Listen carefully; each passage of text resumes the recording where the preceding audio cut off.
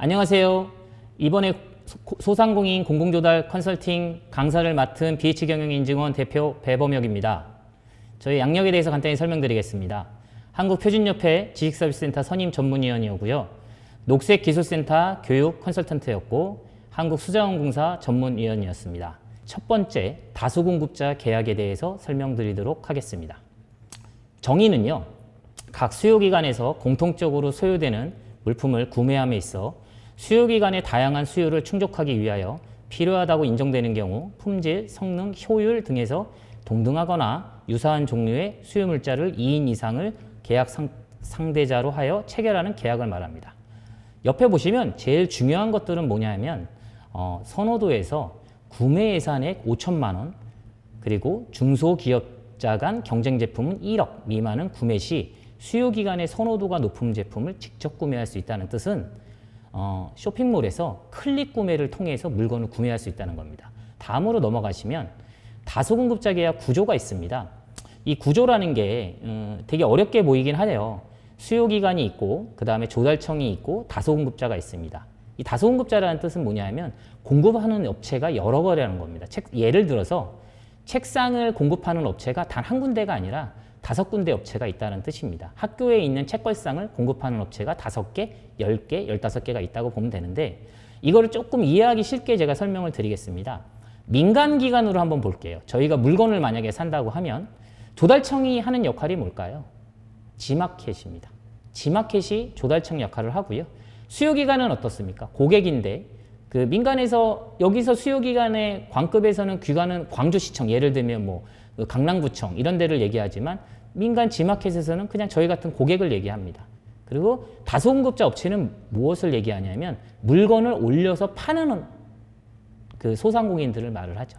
이게 민간 쪽으로 보면 민간에서 지금 여러분들이 하는 행위들도 다수공급자 계약 구조에 딱 맞아 들어가고 있는 사항입니다. 근데 이게 조달 쪽으로 들어와서 다수공급자 계약 구조로 얘기를 하니 여러분들 귀에 잘 들리지 않는 것 뿐이지 실제상으로는 여러분들이 온라인상에서 마케팅을 하고 있다 그러면 다수공급자 계약 구조는 이미 진행을 하고 있다고 보면 될 겁니다. 대상 품목이 있습니다. 이 대상 품목은 개념적인 건데 연간 납품 실적이 3천만 원 이상인 업체가 3개사 이상일 것, 업체 공통 상용 규격 및 시험 기준이 존재할 것, 이런 내용들이 있습니다. 그러나 여러분들이 실제적으로는 조달청에서 이미 이 다수공급자 대상 품목을 다 지정을 해놨습니다. 일반적으로 다 지정이 되어 있고요. 여러분들이 지정이 되어 있지 않은 물품들은 새롭게 지정을 하는 과정을 밟아가야 되는데 간단히 요약을 드리면 같은 물건을 생산하는 3개 업체가 조달청에 그 신청을 해서 그 공고를 만들고 그 공고에 따라서 마스 공고가 제정되는 과정을 거쳐야 되는데 소상공인들이 직접 움직이기에는 어려운 과정이기 때문에 있는 대상 공고 상대로 그 마스, 그러니까 다수공급자 계약을 진행 준비를 하시는 것이 유리하실 것입니다. 그럼 다음으로 제가 보여드리면 여러분 조달우수 제품은 단도직입적으로 말씀드리면 조달의 꽃이라고 할 수가 있습니다. 조달의 꽃이라는 것은 그만큼 중요하지만 받기도 어려운 인증입니다. 정의는 조달물자의 품질 향상과 중소벤처기업의 판로를 지원하기 위해 성능, 기술 또는 품질이 뛰어난 물품을 우수제품으로 지정하여 수의계약 등을 통해 각 수요기관에 우선 공급하는 조달청 우수제품 지정제도입니다. 조달 우수제품의 구조입니다. 아까 다수공급자 계약과 구조와 똑같습니다.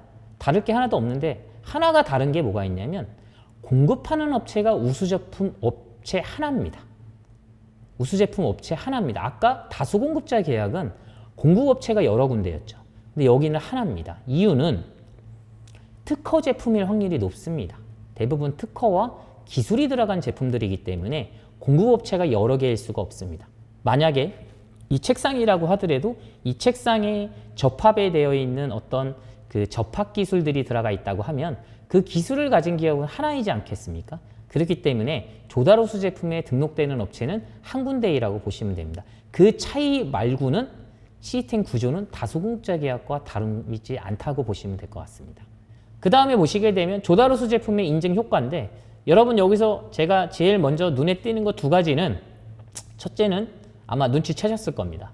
구매 책임자의 구매 손실에 대한 면책 적용이 됩니다. 이 부분이 제일 크다고 할 수 있고요.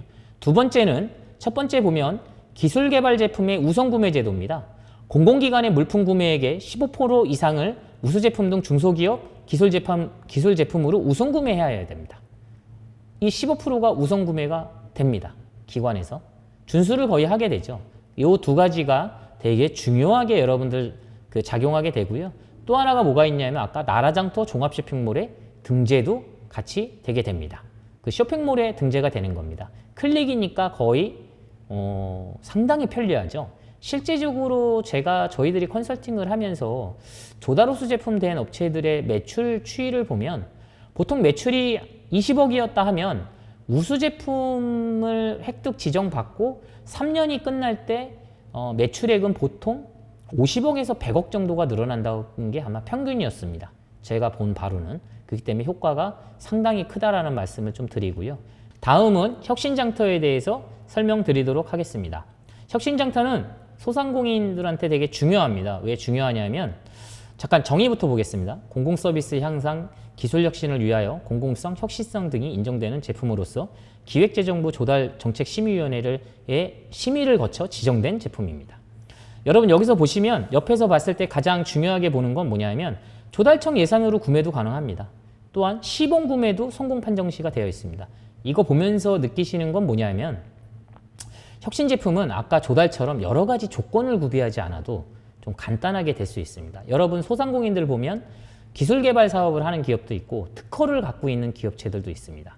그래서 혁신 시제품의 때 참가 조건은 특허와 시험 성적서만 있으면 판매를 할 수 있습니다.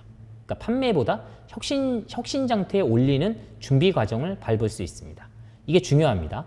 다음으로 넘기시면 어떤 구조에 대한 건 뭐가 있냐면 여러분 공공서비스 개선이라는 어떤 국민 안전 문제 해결이라든지 그러니까 여러분들이 갖고 있는 아이디어 제품들이 이런 거에 공공서비스 개선에 적용이 된다고 하면 지자체라든지 중앙정부라든지 공공기관에 이거를 혁신장터에 올리게 만드는 구조를 할 수가 있습니다. 대신 특허가 있으셔야 됩니다. 특허가 전제적인 조건이 됩니다. 그래서 혁신성장이라는 건 옆에 뭐냐면 여러분들 기업체들 보면 어떠세요? R&D 헤드를 하면 R&D를 통해서 나온 결과물을 판로가 없죠. 그 판로를 갖다 없으니 이 업체들은 계속적으로 R&D만 해 먹는 기업체가 됩니다.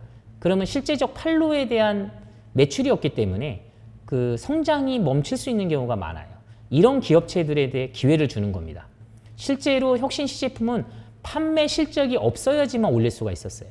그렇지만 한시적으로 2년 동안은 그 10분의 1 정도의 매출액이 있는 건 인정을 해줬습니다. 대신 따라서 매출이 없는 품목들이 유리합니다.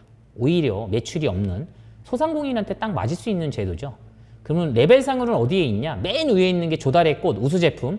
그 다음에 혁신 장터가 있고요. 그 다음에 다수공급자 계약이 있다고 보시면 됩니다.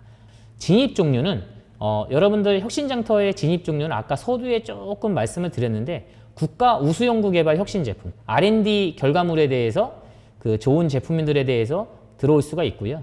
그리고 기술 인정 혁신 제품들도 진입할 수 있고 조달청이 공고한 제한 분야, 아까 제가 공고 보여드렸죠?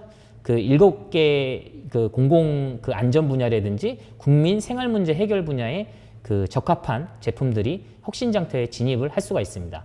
여러분 좀 따분하고 좀 어려운 분야의 조달 공공시장의 그 강의를 들어주셔서 감사합니다. 이상입니다.